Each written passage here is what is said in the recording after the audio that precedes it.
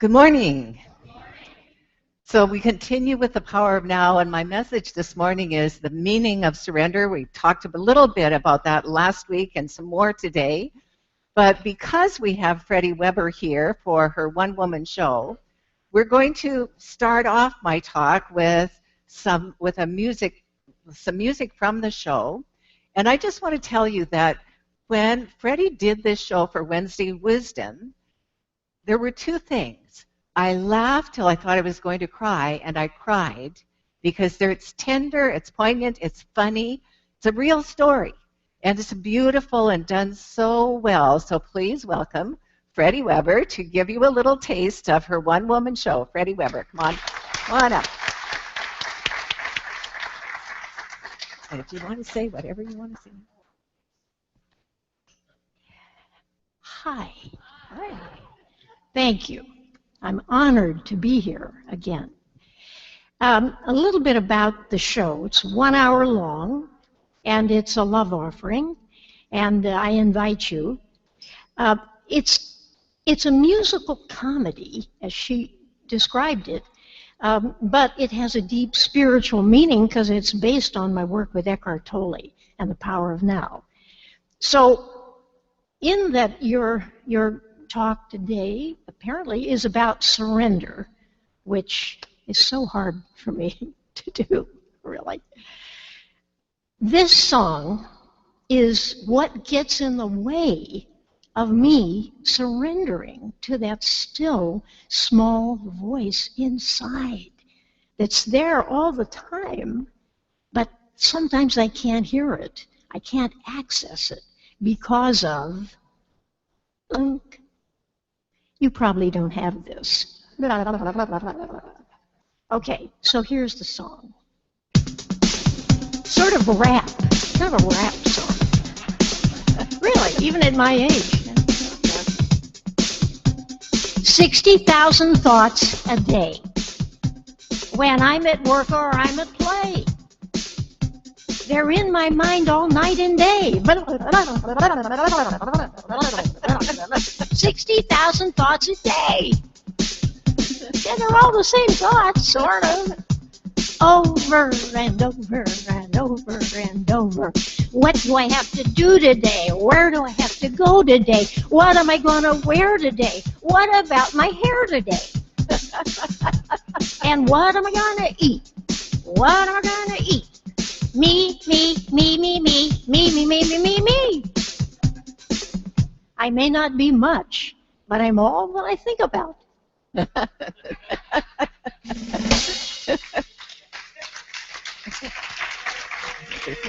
You too.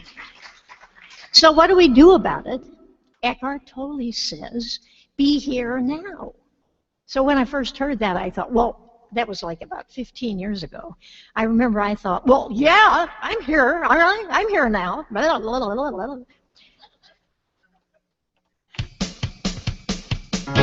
What is be?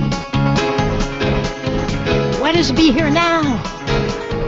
With so many, many thoughts going on inside my head, please tell me how.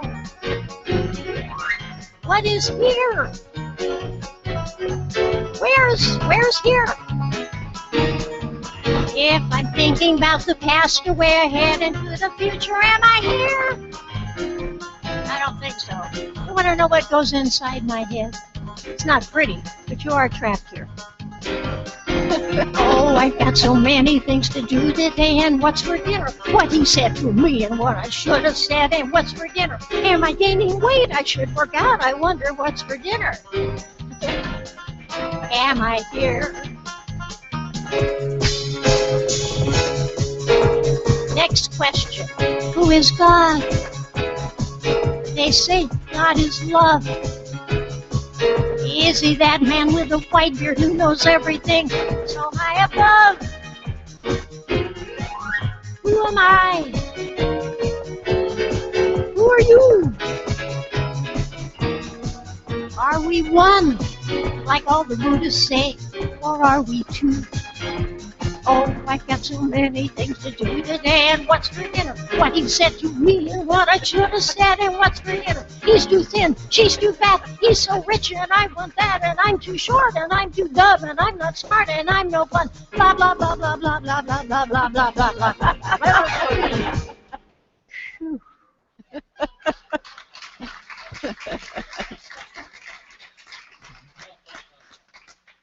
When I go looking in my mind, I hear, oh, so many voices, with oh, so many choices. They scramble up my brain. I've tried and tried to sort it out. But lately, I just want to scream and shout. I give it all to you, God. I give it all to you.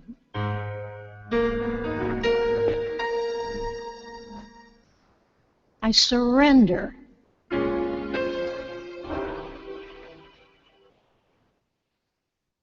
I give it all to you.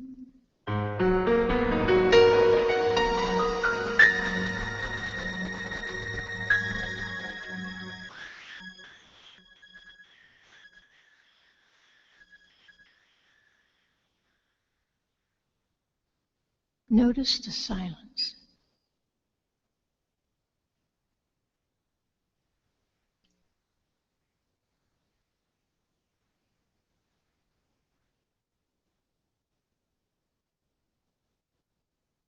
No more thought.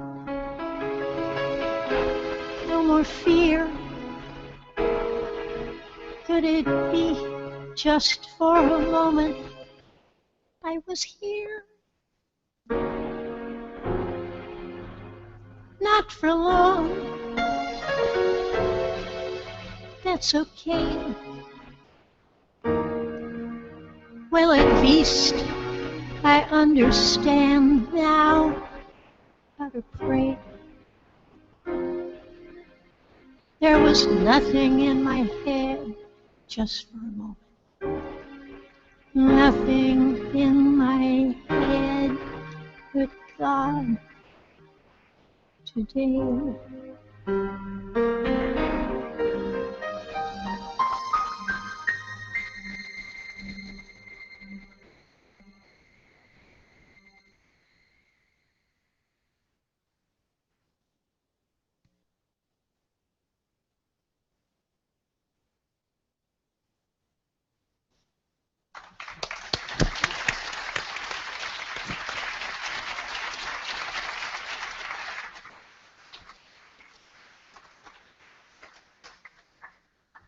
So you have no reason not to be here at 12. We're feeding you.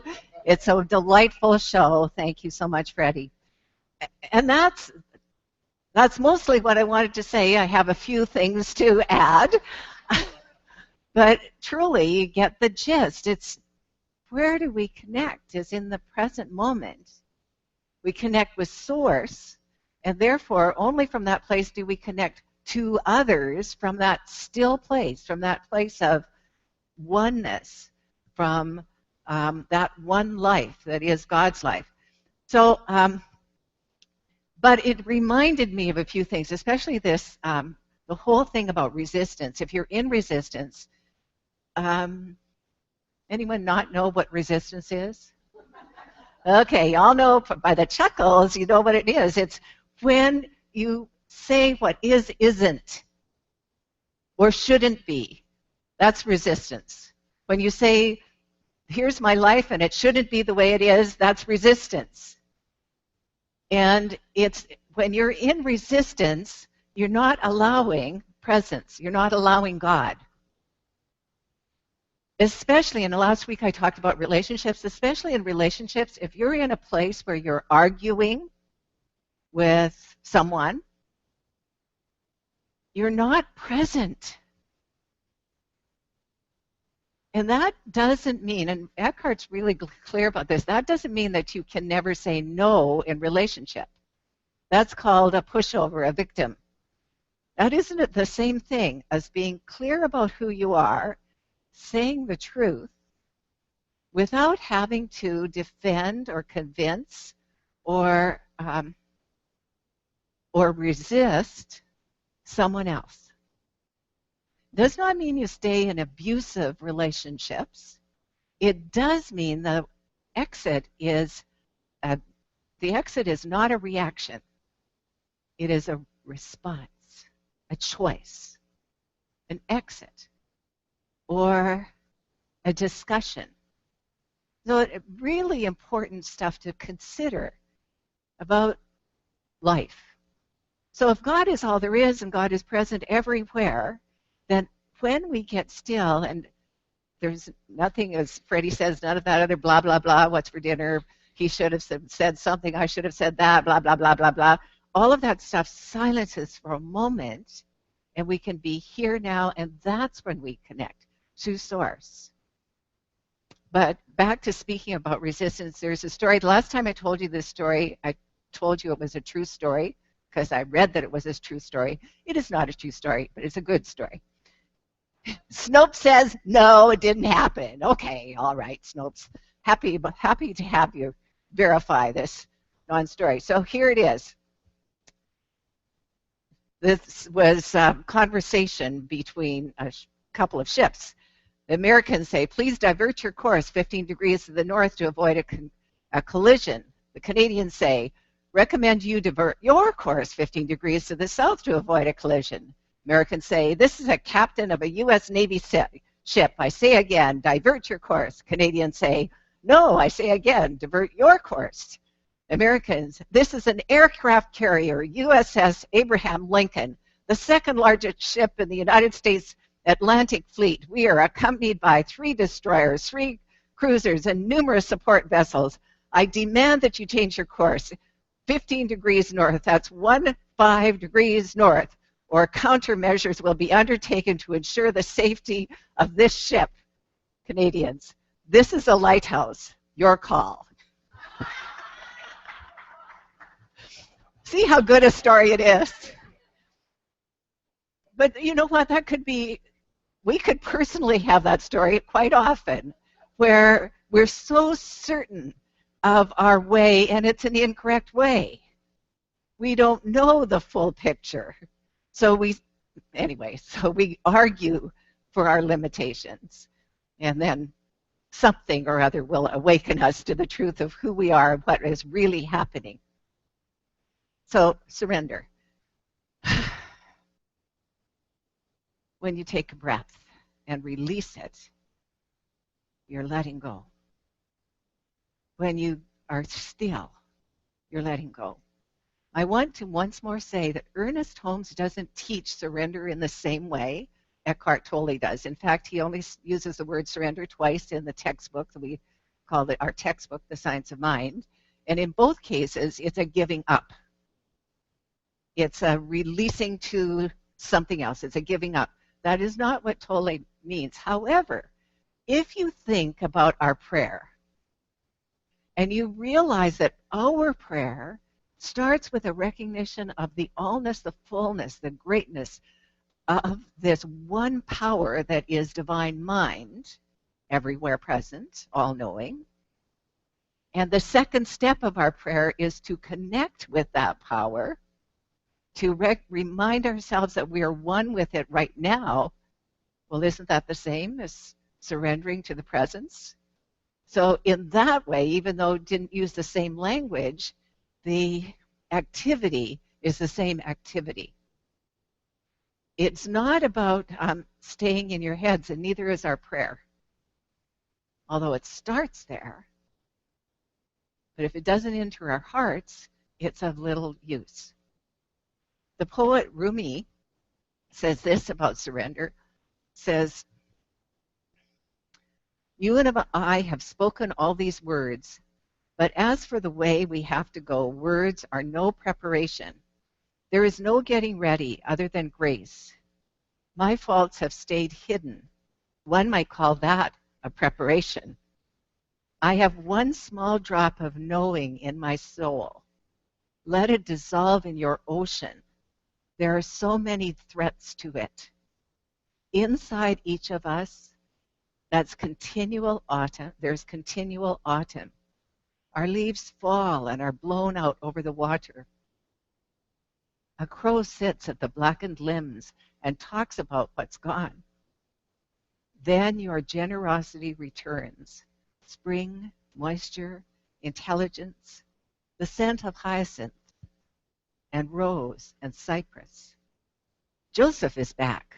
And if you don't feel in yourself the freshness of Joseph, be Jacob. Weep and then smile. Don't pretend to know something you haven't experienced. There's a necessary dying. And then Jesus is breathing again. Very little grows on jagged rock. Be ground. Be crumbled. So wildflowers will come up where you are. You've been stony for too many years. Try something different. Surrender. You've been stony for too many years. Try something different. Surrender. Beautiful, beautiful idea from the poet Rumi that always compares himself and talks about the great presence as the beloved, as the friend with a capital F, with as the power and presence of the great good. When I wrote my blog this week, I was reminded of Desiderata because if, and some of you who are of the right age might remember it, I'm going to share with you a portion of it just to jog your memory. It's a beautiful piece to remind us that our nature is to allow and welcome what is. To trust, we live in a friendly universe. And that universe is for us at all times. And whatever we're resisting, right there in that resistance is the presence of God. Right there in the thing that you're having an issue with accepting, God is right there. Presence is right there. Answers are right there. Divine mind is right there. And its only job in you is to guide you. And you know it's always been guiding you since birth. It's been guiding you whether you've known it or not. I heard a fantastic story on Friday at lunchtime. I had lunch with an old friend, and this is a story he actually experienced. A friend of his is a non-believer, an atheist actually. And so he had this dream, a very vivid dream, that he was in his car and he was driving in a certain place in Newport, on the coast in Newport, and around a curve came a red car and smashed right into him. He woke up, head-on collision. So my friend was with him. They were driving the same place, and he hadn't told him about the dream yet. He just pulled over and he said, "Pardon me, I just need to pull over for a bit." And just after he pulled over, this red car came in the wrong lane. So it was a precognition. That thing itself that loves you protects you and always has your best interests at heart. And my friend's friend had enough presence of mind to, when he realized he was in the very same place as his dream, to pull over. Not to, because sometimes we get that awareness and we make up a story about, oh, we can't do something because we can't explain it, we don't really know, and that might have been the end of 2 lives. But he did pull over. He did pull over. And I think and I think he's still an atheist. He hasn't it's okay. It could just be one of those major coincidences that we don't believe in, but people do. I have another story that I think also shows how a group of people, their children especially, can come into presence without any discussion. This is a story told about a handicapped boy who was maybe 8 or 9 years old, and he was walking with his father, and some kids his age were playing baseball. He had never held a baseball bat in his hands. He had never thrown. I mean, but he wanted to play with the other kids. And he asked his father if he could please play. And so the father went up to one of the kids out in the field and said, can Shay please play with you? He'd like to play. And the kid said, I don't really know. He said, but we're down 8 runs and it's the 8th inning. Why not? Let him play. So he took a position in the field, and he didn't have to do anything, but he had a glove on his hand, and he was happy because he was playing with these other kids. And then their team went up to bat. And it was kind of miraculous because they had been down these 8 runs, and runner after runner came in, and now the bases are loaded. There are 2 out, and it's Shay's turn to bat. And are they going to let him? The father's heart was in his mouth, in his throat. Would they let him? Would they say, pull him out? Because obviously he wasn't going to be able to do anything. And then something really amazing happened. The pitcher of the other team took a couple of steps forward and gently just lobbed the ball. Shay swung and missed. So he took another couple of steps forward. So he was really close, and again swung and missed. And then again he was really close, and Shay kind of hit a little bit, a little dribble of a ball. He was thrilled, and they're all saying, run, run. And the catcher did a marvelous thing. He picked up the ball. Instead of throwing it to first, he threw it way out to center field, way over everyone's head. The kid went to first. They said, run, Shay, run. He went to second, and the center fielder caught on. And so he threw the ball to one of the bases, and the kid, they cooperated so this kid could go all the way around the bases, have a grand slam. No one said anything, but something greater than those kids was in charge. I think that's what we connect. It's presence. It's presence. No word was spoken. They just did the right thing for this boy.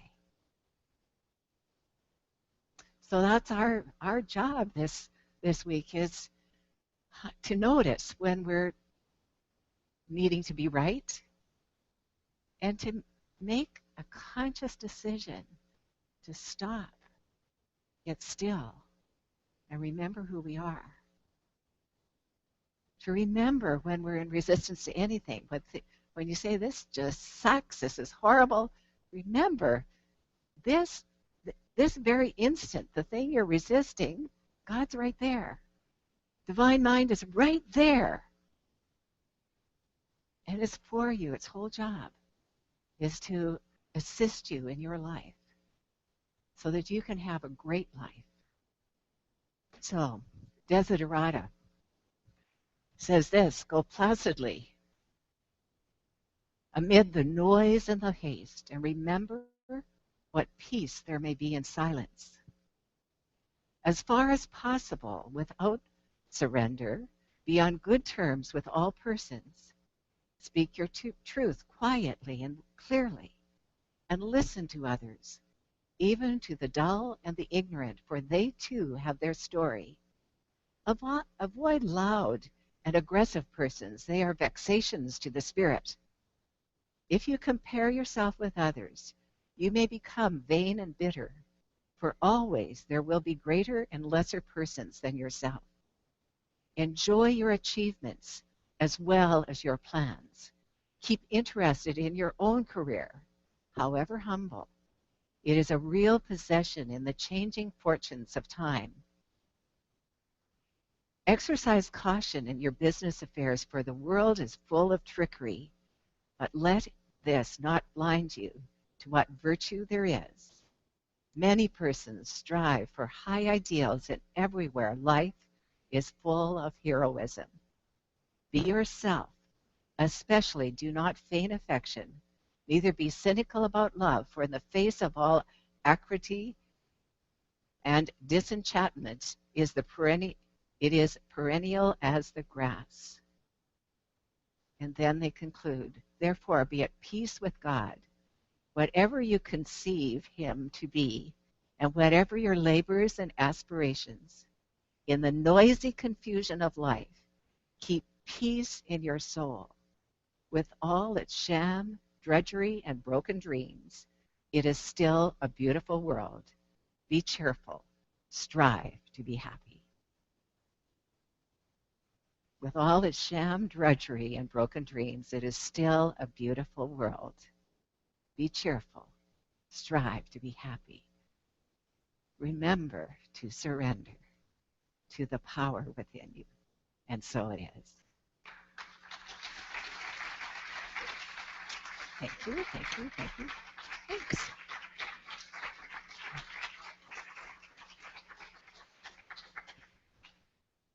So, Ed, are you going to help me with this? I'm going to pray in a moment, and we're going to set the tone, the band, or some of them, or all of them. We'll set the tone first, like we did last week, when it was completely spontaneous. Hi, Jules.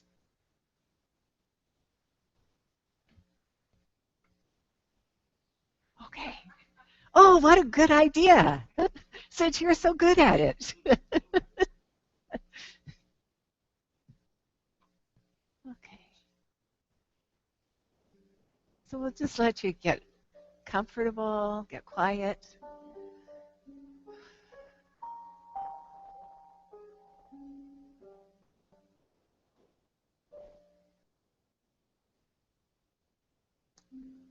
In this holy moment of now, I remind myself that there's only one power, one presence, one life, and it's the life of the one. I call it God, but it doesn't matter what you call it. Its nature is love, and it operates through a perfect, perfect law, always on time and precision and divine order. It is. So knowing that this is so, I know for each one that the power of now is clearer than ever before. I know for each one that the meaning of surrender has been expanded and is right for each one to pick up and expand within his or her own consciousness, in her or his own inner life. I know there's something wonderful happening today in each person here. And I know that it not only blesses that person, but it blesses all of their family and friends, anyone that they come in contact with, because that presence is leading the way. That presence is keeping that person safe. That presence is love itself. I know that it's good and very good. And my heart is open with gratitude for all that this thing itself is. And with my heart filled with gratitude, I simply place this word in the law of mind, knowing that it's already complete. And please help me anchor this by saying with me, and so it is. Thank you, Ben.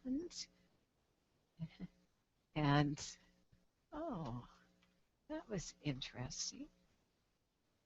It's time for us to share our gifts, our tithes, our offerings. So if the stewards would come forward. What? Oh, Michael Paul Smith. It is my joy, because I know what he's going to sing. It really is my joy to welcome back to the platform